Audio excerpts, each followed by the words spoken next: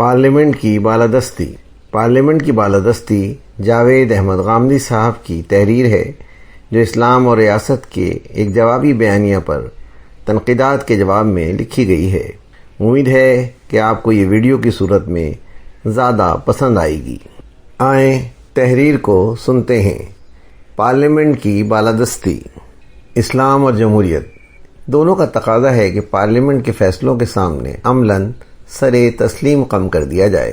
اس کے معنی یہ ہیں اور سیاسی اقتدار سے واقف ہر شخص یہی سمجھے گا جو فیصلہ ہو جائے اس کے نفاذ میں رکاوٹ نہ پیدا کی جائے، اس کے خلاف شورش نہ برپا کی جائے، کاروبار حکومت کو اسی کے مطابق چلنے دیا جائے، اپنے حامیوں کے جھتے منظم کر کے ان کے ذریعے سے نظم و نسق کو معطل کرنے کی کوشش نہ کی جائے، اس کے خلاف ہتھیار نہ اٹھائے جائیں، لوگوں کو آمادہ بغاوت نہ کیا جائے، یہاں تک کہ اس فیصلے کے نتیجے میں اگر حکومت کسی فرد کے خلاف کوئی اقدام کرتی ہے تو اس کو بھی صبر کے ساتھ برداشت کر لیا جائے۔ میں جس ہستی کو خدا کا پیغمبر مانتا ہوں اس نے مجھے یہی ہدایت فرمائی ہے۔ آپ کا ارشاد ہے، تم پر لازم ہے کہ سمع و طاعت کا رویہ اختیار کرو، چاہے تم تنگی میں ہو یا آسانی میں، اور چاہے یہ رضا و رغبت کے ساتھ ہو یا بے دلی کے ساتھ، اور اس کے باوجود کہ تمہارا حق تمہیں نہ پہنچے۔ صحیح مسلم حدیث نمبر 4754۔ اس میں صرف ایک استثناء ہے، وہ یہ کہ مجھے خدا کی نافرمانی کا حکم دیا جائے۔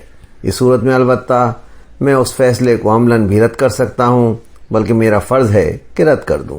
میری زندگی کا ایک ایک لمحہ گواہی دیتا ہے کہ میں نے ہمیشہ اسی پر عمل کیا ہے اور اپنے احباب اور تلازمہ کو ہمیشہ اسی کی تلقین کی ہے، لیکن اس طالب علم کی محرومی ہے کہ اسے یہ بات کبھی معلوم نہ ہو سکی کہ پارلیمنٹ کے فیصلوں سے اختلاف کا اظہار جمہوری طریقوں سے ان کو تبدیل کرانے کی کوشش بھی جرم ہے، اور عملاً تسلیم کرنے کے ایک معنی یہ بھی ہوتے ہیں کہ علم و استدلال کو بھی پارلیمنٹ کے سامنے سر تسلیم خم کر دینا چاہیے، اور پارلیمنٹ اگر خدا کے کسی حکم، کسی مسلمہ اخلاقی اصول اور کسی فطری قانون کے خلاف اپنے حق قانون سازی سے تجاوز کر کے بھی کوئی فیصلہ کر دے تو اس سے اختلاف کی جسارت نہیں کرنی چاہیے۔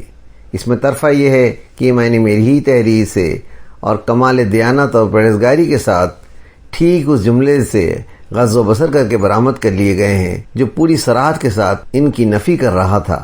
میں نے لکھا تھا، لوگوں کا حق ہے کہ پارلیمان کے فیصلوں پر تنقید کریں، ان کی غلطی واضح کرنے کی بھی کوشش کرتے رہیں، لیکن ان کی خلاف ورزی اور ان سے بغاوت کا حق کسی کو بھی حاصل نہیں ہے۔